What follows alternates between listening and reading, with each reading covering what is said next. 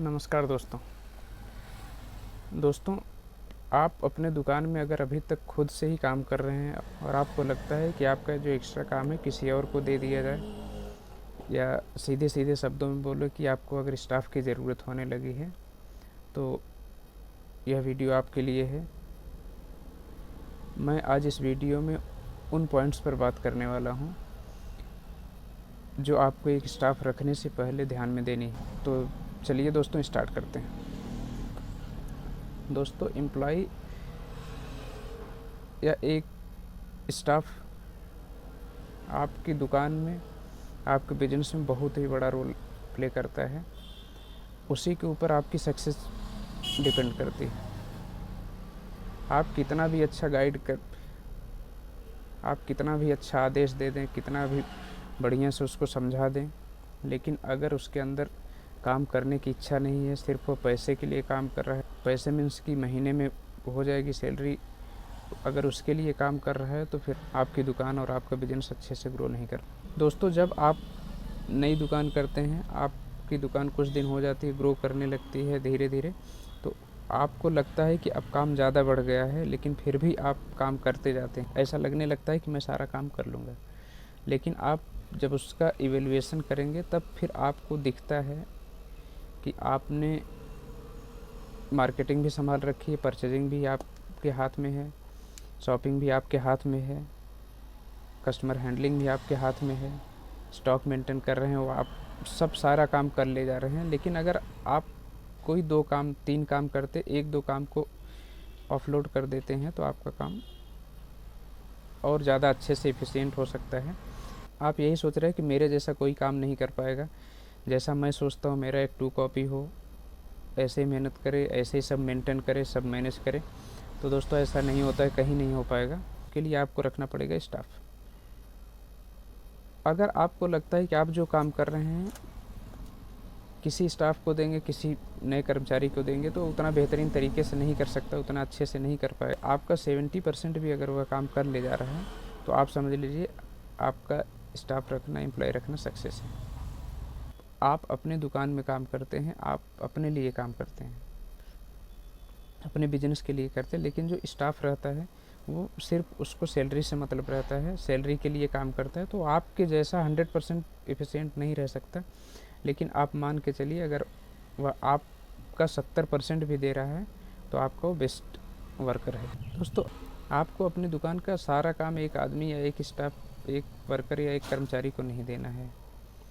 आप यह समझ के चलिए, आप पहले अपनी दुकान में काम को डिस्ट्रीब्यूट कर लीजिए। जैसे परचेस का, काउंटर पर बैठने का, और स्टॉक मेंटेनिंग का है, मार्केटिंग का है, अकाउंटिंग का है, बिलिंग का। इन सब कामों को आप डिवाइड कर लीजिए, पहले काम को डिफाइन कर लीजिए, उसके बाद फिर आप स्टाफ रखने की कार्यवाही आगे बढ़ाइए। और अगर आपको लगने लगा कि स्टाफ की ज़रूरत है, तो आप तुरंत ऐसा नहीं करें कि 2 दिन में हमने स्टाफ कहीं से किसी कस्टमर से बोल दिया, कहीं आसपास में मिला, किसी से बोल के रखा और आगे उसको रख लिया। ऐसा आपको नहीं करना। आपको करना क्या है, स्टाफ रखना है। आप 15 दिन पहले, 20 दिन पहले, 1 महीने पहले आप यह प्लानिंग कर ले कि अपने को स्टाफ रखना है। आपको स्टाफ में क्या चाहिए, आप किसके लिए, मान लीजिए मार्केटिंग के लिए रख रहे हैं, आपको लगता है कि मार्केटिंग का काम आपको लगता है कि आपका मार्केटिंग का काम डिस्ट्रीब्यूट हो जाएगा, तो आपका बाकी काम स्मूथली आप चला सकते हैं और पूरा काम स्मूथ हो जाएगा। तो आप मार्केटिंग के लिए ही एम्प्लॉय रखें। आप ऐसा एम्प्लॉय नहीं खोजें जिसमें आम का पेड़ हो और आम भी लगे, खजूर भी लगे, कटहल लगे, ऐसा नहीं खोजना। आपको सिर्फ एक ही चीज़ खोजना है, मार्केटिंग का लड़का या मार्केटिंग स्टाफ। आप अलग अलग तरीके हैं, आप OLX पे डाल सकते हैं कि स्टाफ की ज़रूरत है, या तो अपनी दुकान पर नोटिस बोर्ड एक छोटा सा स्टिकर लगा सकते हैं, पेज पर प्रिंट करके लगा सकते हैं कि अपने को एक स्टाफ की ज़रूरत है, शॉप स्टाफ। तो ऐसा डाल सकते हैं। अब जब इंटरव्यू के लिए आएंगे, आप उनका इंटरव्यू लीजिए और उनसे उसमें एक्सपीरियंस को प्रायोरिटी दीजिए। अगर किसी ने पहले से मार्केटिंग का काम किया है, कहाँ किया है, आप पूरा उससे 10-15-20 मिनट का इंटरव्यू जो भी आपको समझ में आता आप उससे पूछिए। और कुछ ऐसे क्वेश्चन होते हैं कि घुमा के आपको पूछने रहते हैं, सीधा आपको नहीं पूछना है कि जैसे क्या आप ईमानदार हो, तो बताएगा हाँ, ऑब्वियसली सभी बताएंगे, लेकिन आपको कुछ ऐसे क्वेश्चन है जिसको घुमा के पूछना और आपको उसको देखना है कि काम करने में कैसा रहेगा, एनर्जेटिक है कि नहीं। इन सब बातों को आपको ध्यान में रखना है। और दोस्तों, आप जब उससे पूछ रहे होंगे, बात कर रहे होंगे, तो आपको उसका एटीट्यूड दिख रहा होगा, आपको उसका एटीट्यूड देखना है, वो पॉजिटिव एटीट्यूड होना चाहिए। कई बार क्या होता है, स्टाफ जो आता है इंटरव्यू के लिए आएगा, वह आपसे बोलेगा कि मैंने बहुत जगह काम किया है, यहाँ वहाँ बहुत सारी जगहों के नाम बता देगा, एक्सपीरियंस का आपको रिज्यूम दे देगा।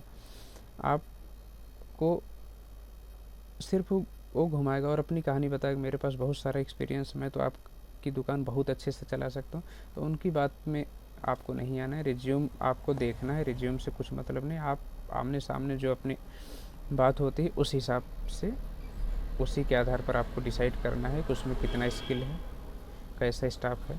सुस्त और ढीला नहीं होना चाहिए। आपको उसका व्यू देखना है कि वो पॉजिटिव है और कुछ भी काम सीखने की इच्छा रखता है, सिर्फ पैसे कमाने के लिए नहीं। उसका ऐसा व्यू होना चाहिए कि हाँ, मैं इसमें और कुछ कर सकता हूँ। अगर ऐसा आप इसको देखते हैं तो वो आपके बिजनेस को काफ़ी आगे तक ले जाएगा। और अगर ऐसा पॉजिटिव वे नहीं है, एनर्जेटिक नहीं है, रेडी टू लर्न नहीं है, तो फिर वो आएगा, काम करेगा, अपना डेली रूटीन का करके चला जाए, कुछ इनोवेटिव नहीं हो पाएगा। तो आपको इन सब क्वालिटीज़ को देखना है।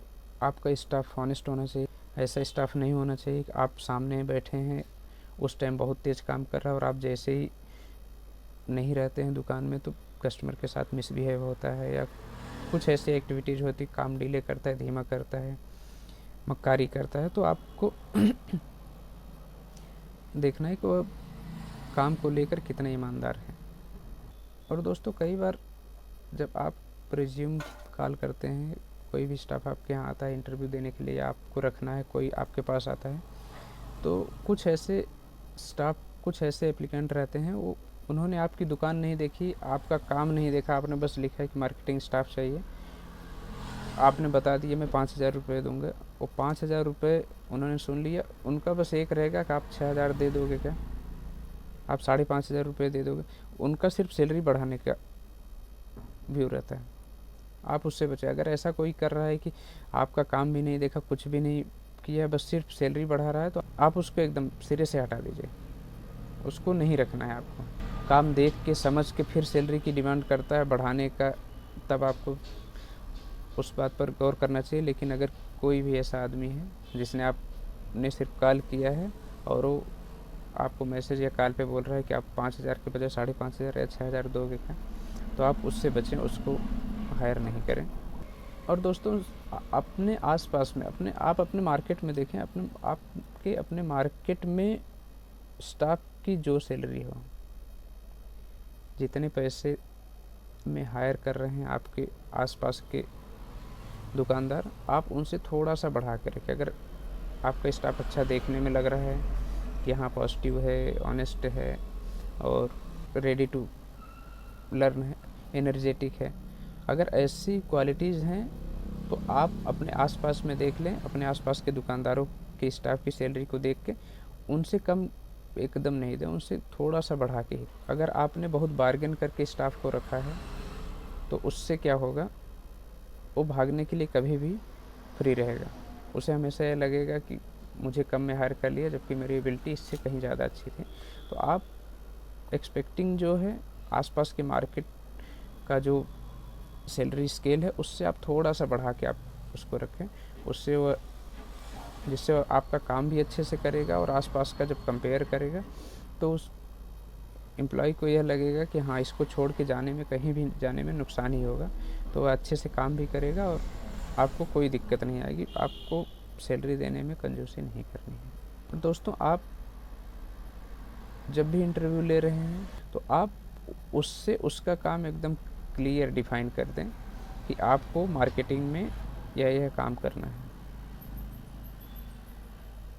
आप कुछ भी ऐसा न, मतलब मेरे कहने का मतलब यह है कि आप से कुछ काम मुझसे छूट कि आप जब बता रहे हैं उसको काम कि आपको यह काम करना पड़ेगा यहाँ दुकान पर मार्केटिंग में, कि आपको व्हाट्सएप मैसेज कन्वे करने हैं, स्कीम्स चलानी हैं, स्कीम्स का प्लान आपको मुझे बताना पड़ेगा कि आप क्या स्कीम चला सकते हैं, मतलब क्या क्या काम करना उसको आप टोटल जितना हो सके 90% 100% आप उसको काम बता दें कि आपका इतना कार्य क्षेत्र है, आपको इतना काम करना है, तो वह मेंटली प्रिपेयर रहेगा। अगर आप ऐसा नहीं करते हैं, आपने सिर्फ बता दिया आपको मार्केटिंग का काम देखना है, तो आपका स्टाफ ज्वाइन करने के बाद आएगा और फिर उसकी नज़र में मार्केटिंग के मायने अलग हो सकते हैं, आपकी नज़र में अलग हो सकते हैं। तो काम एकदम क्लियर स्पष्ट कर दीजिए कि आपको क्या काम करना है।